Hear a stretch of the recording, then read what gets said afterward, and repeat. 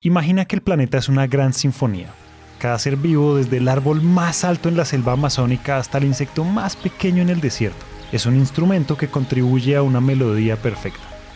Los ecosistemas son las orquestas donde cada especie juega un papel esencial en mantener el ritmo de la vida. Pero en las últimas décadas hemos empezado a perder instrumentos. Un violín desafinado aquí, un tambor roto allá. Poco a poco la sinfonía se vuelve caótica, perdiendo la armonía que alguna vez fue su esencia. Este es el estado de la biodiversidad hoy. Con cada especie que desaparece, el equilibrio de los ecosistemas se rompe, afectando no solo a la naturaleza, sino también a nuestras propias vidas. Y si seguimos perdiendo instrumentos, pronto lo que una vez fue una sinfonía equilibrada se convertirá en un caos silencioso. En este episodio exploraremos cómo la COP16 podría ayudar a restaurar esta sinfonía, para pensarnos cómo revivir los ecosistemas y cómo crear un futuro sostenible para todos. También veremos el papel crucial de Colombia como anfitrión en este esfuerzo global por salvar nuestra biodiversidad. La COP16 o Conferencia de las Partes se centra en la biodiversidad y su objetivo principal es garantizar la implementación del Marco Mundial de Biodiversidad. Este acuerdo busca frenar la tasa de pérdida de especies y restaurar los ecosistemas degradados. En Colombia, donde la biodiversidad es uno de los mayores activos del país, esta conferencia ofrece una oportunidad única para discutir soluciones a largo plazo. Entonces, una COP realmente es una reunión que se hace con todos los países que forman parte de Naciones Unidas cada año o cada 2 años para abordar un tema en específico. Por ejemplo, hay COPs de cambio climático que esas se hacen, por ejemplo, una vez al año, donde se reúnen a todas las naciones o todos los países que forman parte de Naciones Unidas para discutir lo que es el Acuerdo de París, que es el instrumento vinculante que tenemos en este momento para promover adaptación y mitigación del cambio climático. Para esta COP que nos compete, que es la COP16, es simplemente la conferencia de los países que se reúnen desde Naciones Unidas para abordar el tema de biodiversidad. Entonces hay COP de biodiversidad, hay COP de cambio climático, hay COP de Acuerdo de Escazú, hay diferentes como instancias que las dirigen diferentes, a su vez, órdenes, por así decirlo, de Naciones Unidas. Ella es María Eugenia Rinaudo, directora de sostenibilidad de la Universidad EAN y consultora con más de 17 años de experiencia en cambio climático y biodiversidad. Y es que el marco incluye metas específicas que deben alcanzarse para 2030, como la protección del 30% de las áreas terrestres y marinas y la restauración de ecosistemas degradados. En últimas, el objetivo general de esta COP16 es discutir lo que vendría a ser el Marco Mundial de Biodiversidad, que en este momento es el instrumento vinculante internacional que tenemos para saber hacia dónde tenemos que dirigir nuestros esfuerzos en materia de gestión sostenible de la biodiversidad. Conservación, restauración, qué tipo de oportunidades se pueden también apalancar desde la biodiversidad. Y a raíz de esto, entonces, en la zona azul, lo que va a pasar es que los negociadores, que en muchos casos son representantes de gobiernos, de cancillerías o de ministerios de ambiente, representantes de academia, representantes del sector empresarial y representantes de institutos de investigación, se reúnen en la zona azul para discutir ante Naciones Unidas cómo se va a implementar este marco, porque ya nosotros en este momento tenemos un borrador del marco que nos cuenta un poquito de qué trata este marco, cuáles son las metas y demás, pero todavía necesitamos entender un poco mejor cómo se va a implementar esto y cuáles van a ser las responsabilidades de los países para promover el marco. El cambio climático y la biodiversidad están profundamente conectados. Los ecosistemas saludables no solo nos proveen de recursos, sino que también ayudan a mitigar los efectos del cambio climático al absorber carbono. Pero cuando perdemos biodiversidad, también perdemos esta capacidad. Colombia es un lugar ideal para albergar este evento, ya que es uno de los países más biodiversos del planeta, con más de 56.000 especies conocidas y contando. Colombia alberga cerca del 10% de la biodiversidad mundial. Además, su posición geográfica y la variedad de ecosistemas lo convierten en un país clave para la conservación global. Sin embargo, esto trae unos desafíos mucho más complejos que es importante discutir. El tema de las oportunidades desde la biodiversidad para generar emprendimientos, pero que de verdad conduzcan hacia una concepción de la sostenibilidad de una forma muy regenerativa. Entonces, por ejemplo, no sé, emprendimientos turísticos, sostenibles, bioeconomía, ¿Cómo podemos realmente, mientras yo estoy gestionando y conservando la biodiversidad, usarla de una forma sostenible para generar un modelo de negocio o un emprendimiento? Y eso lo vamos a ver mucho, digamos, destacado también por la presencia de la Cámara de Comercio de Cali, que va a estar haciendo un esfuerzo gigante por tratar de hacer esta conexión entre emprendedores, empresarios y lo que sería biodiversidad. El segundo tema para mí que es súper importante es el tema de género y diversidades. Eh, Cuando nosotros hablamos de diversidad, y qué bonito también que esto se hable en Colombia, es una diversidad biológica porque pues obviamente tenemos un número incontable de animales, plantas, ecosistemas, pero también tenemos una diversidad cultural muy importante, ¿no? Y el tercer punto que a mi modo de ver me parece muy importante es temas de financiamiento, porque obviamente tenemos como todo hasta ahora súper bonito y todo se escucha muy bonito, pero a la hora de implementar mucho esto a veces nos quedamos cortos, ¿no? Como lo menciona María Eugenia, son múltiples las variables y los enfoques que están siendo abordados en la COP16. Pero para entenderlos con mayor profundidad es importante entender que el cambio climático y la pérdida de biodiversidad están estrechamente relacionados. En Colombia, el aumento de las temperaturas y los cambios en las estaciones están afectando directamente los ecosistemas, y la protección de estos es esencial no solo para la biodiversidad, sino también para la seguridad hídrica, energética y ambiental del país. Pueden haber muchos compromisos. Yo quizás te voy a mencionar unos tres que me parecen como más importantes. El primero es la conexión entre biodiversidad y cambio climático. Como te decía anteriormente, son como mundos diferentes, pero están más unidos que nunca. Y yo creo que estamos a puertas de precisamente fomentar esa unión, fomentar esa conexión, porque pues ya sabemos que no están desconectados y lo que te decía anteriormente, el cambio climático influye sobre la biodiversidad o puede impactar la biodiversidad en términos de pérdida, de degradación, etcétera. Pero si yo conservo la biodiversidad, yo estoy generando resiliencia climática. Entonces, es como una moneda, ¿no? de dos caras que yo tengo y que, pues, dependiendo de lo que yo haga, yo voy a tener un impacto positivo o un impacto negativo. Entonces, esta conexión entre cambio climático y biodiversidad, de hecho, va a ser uno de los temas centrales de discusión porque por muchos años esto se ha entendido desconectado y nos toca empezar a revisar cómo podemos articular sobre todo temas de financiamiento y de innovación social y tecnológica, pues para hacer frente a los dos temas. Además de esto, el próximo año vamos a tener en América Latina, en vez de en Brasil, la COP30, que es la 30 COP, ¿no? La número 30 de cambio climático. Teníamos muchos años sin tener una COP de cambio climático en América Latina, entonces con más razón ahora se está haciendo mucha fuerza en entender, bueno, COP16 de biodiversidad en Cali, Colombia, con un enfoque muy latinoamericano, de necesidades, oportunidades, etcétera, y el próximo año 2025 con la COP30 de cambio climático en Brasil. Y de paso compartimos muchos ecosistemas entre Brasil y Colombia que van a permitir precisamente entender esa conexión de una forma mucho más fuerte, ¿no? Entonces, ese podría ser como uno de los primeros puntos que va a tener como mucho peso al momento, pues, de abordar esto. El segundo, el tema de financiamiento, que ya te lo mencioné antes, o sea, eso va a ser clave la gestión de cómo vamos a hacer para financiar todas estas metas de biodiversidad, qué tipo de roles van a tener los diferentes actores, sector empresarial, jóvenes, organizaciones no gubernamentales, gobiernos, etcétera. Entonces, el tema de financiamiento e instrumentos financieros va a ser clave. Esto subraya la importancia de la COP16 como una plataforma para discutir cómo los países pueden adoptar estrategias integradas para abordar tanto la crisis climática como la pérdida de biodiversidad. Ahí se pone en el panorama uno de los mayores obstáculos para implementar proyectos de conservación a gran escala, que es la falta de financiamiento. En muchos países en desarrollo, incluidos aquellos con alta biodiversidad como Colombia, los gobiernos locales carecen de los recursos necesarios para proteger los ecosistemas a largo plazo. Y es por eso que las alianzas público-privadas juegan un papel crucial.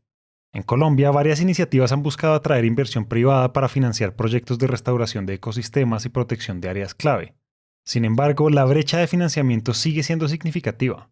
Según el Banco Mundial, se estima que la brecha de financiamiento para la biodiversidad global oscila entre 598.000 millones y 824.000 millones de dólares anuales. Esta cifra subraya la necesidad urgente de inversiones estratégicas que permitan cerrar esta brecha y asegurar la protección de los ecosistemas para el futuro. Por ejemplo, y lo hablaba en estos días con un gobierno local de Colombia, Decía, a mí me interesa mucho el tema de biodiversidad, pero literalmente mi presupuesto anual son 9 millones de pesos. Entonces, yo no puedo, evidentemente, aportar desde mi presupuesto anual a, no sé, hacer una estrategia de restauración ecológica en el páramo porque pues no puedo. Entonces ahí es cuando creo que va a entrar una discusión muy importante de fomentar las alianzas público-privadas, de decir, bueno, listo, yo como empresa, como sector privado, apoyo a los gobiernos, sobre todo los gobiernos locales, ¿no? Los que no tienen tanta capacidad económica, inclusive humana, institucional para responder a esto. Yo apoyo a estos gobiernos locales en fomentar este tipo de prácticas o implementar soluciones basadas en la naturaleza para de esta manera mejorar el territorio, que en últimas también va a ser beneficioso para la empresa, porque la empresa muchas veces está presente en esos territorios, ¿no? Entonces es un vínculo estrecho entre comunidad, empresa y gobierno que creo que se tiene que reforzar mucho en pro de la biodiversidad.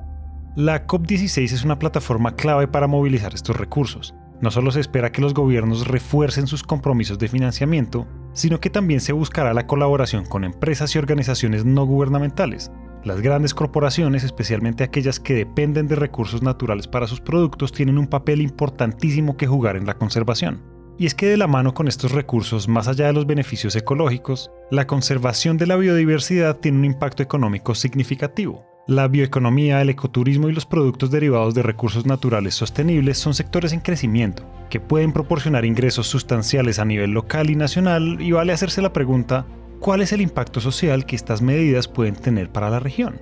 A mi modo de ver, que creo que engloba mucho esta noción de la COP16, es cómo podemos disminuir los conflictos socioecológicos derivados por la biodiversidad, por el acceso al agua, por el acceso a los alimentos, por el acceso a la tierra, que es algo que lamentablemente pues también nos conecta mucho como América Latina. Entonces, ¿cómo permitimos esa reducción de conflictos socioecológicos y más bien generamos estas oportunidades para el uso sostenible de la biodiversidad a través de, por ejemplo, emprendimientos biodiversos o modelos de negocio que estén basados en la naturaleza? Y es que sí, la biodiversidad y las comunidades locales están entrelazadas de una manera que va mucho más allá de lo visible. Para muchas de estas comunidades, la naturaleza no es solo un recurso, sino una parte integral de su identidad cultural, espiritual y económica. El Marco Mundial de Biodiversidad reconoce la importancia de las comunidades locales y aboga por su inclusión en la planificación y la implementación de políticas de conservación. Las experiencias compartidas en la zona verde de la COP16, donde las comunidades pueden interactuar directamente con los delegados y los actores del sector privado, son una oportunidad para que estos pueblos se conviertan en protagonistas del cambio. La presencia de los pueblos indígenas, la presencia de las comunidades locales, la presencia de grupos, digamos, que se sienta esta diversidad va a promover mucha más resiliencia. Y esto yo creo que es clave al momento también de abordar la biodiversidad. Entonces, tanto género como inclusión como diversidades va a ser otro punto que va a ser muy, muy importante en esta COP y que también, por cierto, está siendo muy importante dentro del marco mundial, dentro del instrumento que tiene las metas y demás, que en últimas, entre comillas, va a ser la bitácora internacional que nos va a dirigir a nosotros por los próximos casi 20, 30 años en los esfuerzos que tenemos que hacer como país, como mundo, como planeta, pues para tratar de conservar la biodiversidad. Al incluir a las comunidades locales en las conversaciones globales sobre biodiversidad, no solo reconocemos su papel como guardianes de la naturaleza, sino que también les damos las herramientas para continuar siendo defensores del medio ambiente. Este enfoque asegura que las políticas de conservación no solo protejan la biodiversidad, sino que también respeten y fortalezcan las culturas y los medios de vida de quienes han protegido la tierra durante generaciones. A medida que la COP16 se acerque a su final, es importante recordar que este evento no debe verse como una meta en sí misma, sino como el comienzo o la continuación de un proceso mucho más amplio. Las decisiones que se toman durante estos días en Cali son solo el primer paso para abordar una de las crisis más graves que enfrenta nuestro planeta, la pérdida de biodiversidad. Y de hecho hace unos meses cuando empezó todo el boom, ¿no? Sobre todo acá en Colombia, de los eventos y los webinars y todo, digamos, enfocado hacia COP16, yo hacía mucha mención antes a que la necesidad de apalancar los esfuerzos hacia la COP16 era antes, durante y después. ¿Qué quiere decir eso? Antes, pues bueno, obviamente toda la preparación, entender qué nos íbamos a esperar cuando se implementara como tal la COP en Cali, qué tipo de espacios, qué tipo de oportunidades iban a haber. Entonces toda esta parte fue la preparación que ya pasó prácticamente. Ya después viene el durante, que por supuesto va a ser las 2 semanas de COP16, del 21 de octubre al 1 de noviembre, donde pues van a pasar muchas cosas. Pero esas cosas después se tienen que traducir en esfuerzos post-COP16. Entonces, lo más importante que va a generar la COP16 es lo que va a pasar después. La COP16 seguramente va a generar unos resultados mucho, digamos, hacia el futuro, ¿no? O sea, a entender cómo en 5, 10, 20, 30 años las empresas y los gobiernos pueden apalancar las metas del Marco Mundial de Biodiversidad, pero evidentemente eso se tiene que dar como por pasos, como tú dices. Los pasos van a ser muy diferentes dependiendo del contexto. Por ejemplo, en un sector empresarial, en una empresa, muy seguramente la empresa va a tener que entender cuál es su rol frente a lo que se negocia en la COP16, esos planes, entre comillas, esos planes de acción de biodiversidad. De cierta forma, estos planes de acción de biodiversidad se tienen que convertir en parte de estrategias empresariales.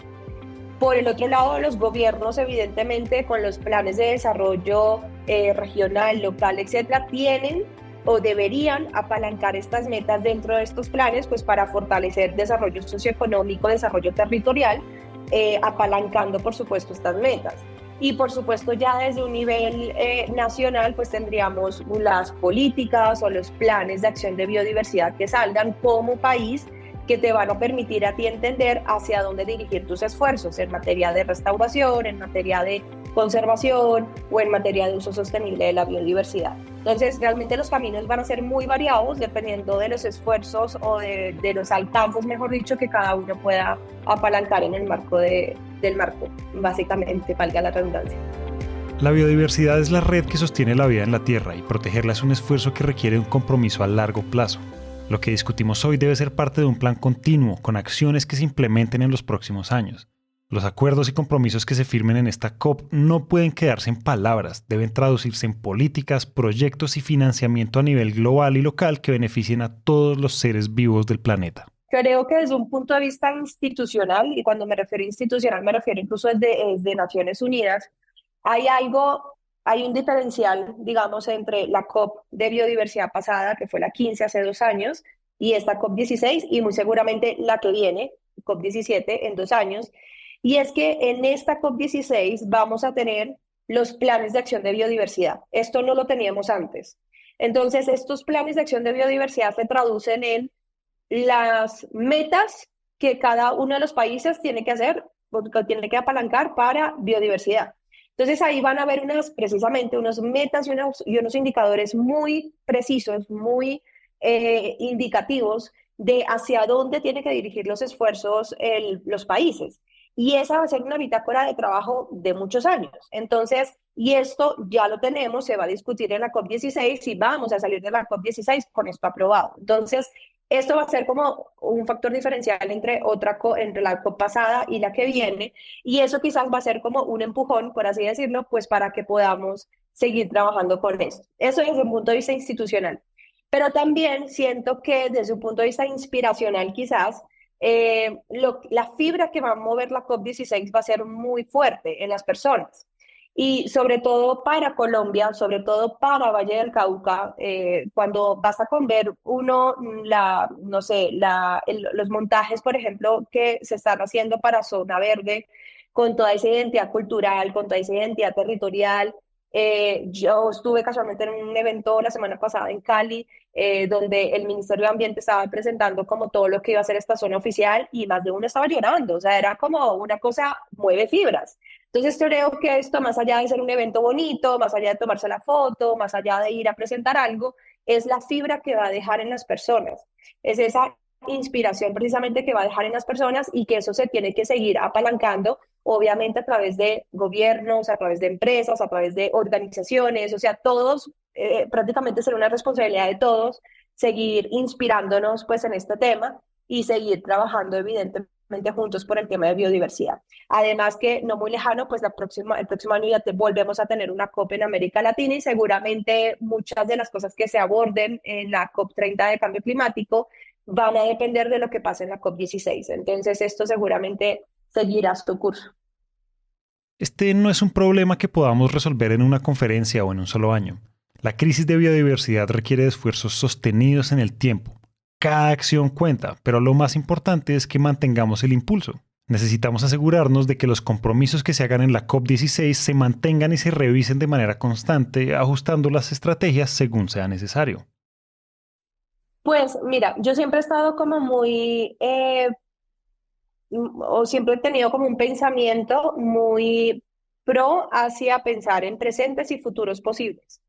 Y desde este marco de presentes y futuros posibles, yo tengo que ser muy consciente hoy de qué quiero generar para el mañana, ¿no? Entonces, desde este marco, yo hoy tengo que empezar a romper paradigmas, tengo que empezar a tomar decisiones, tengo que empezar a implementar acciones, tengo que empezar a moverme, porque hoy estoy construyendo el mañana. Entonces, por un lado eso, ¿no? Como para no desconectar el presente del futuro.